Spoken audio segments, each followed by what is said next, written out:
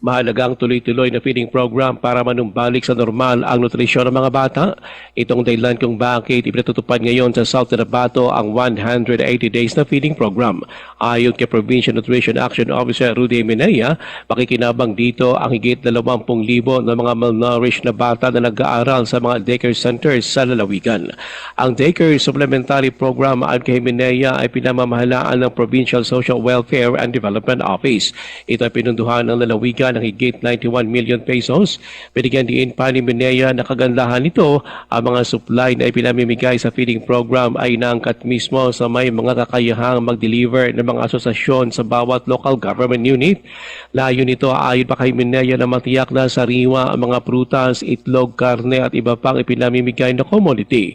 Malaking tulong din anya ito sa mga lokal na producer.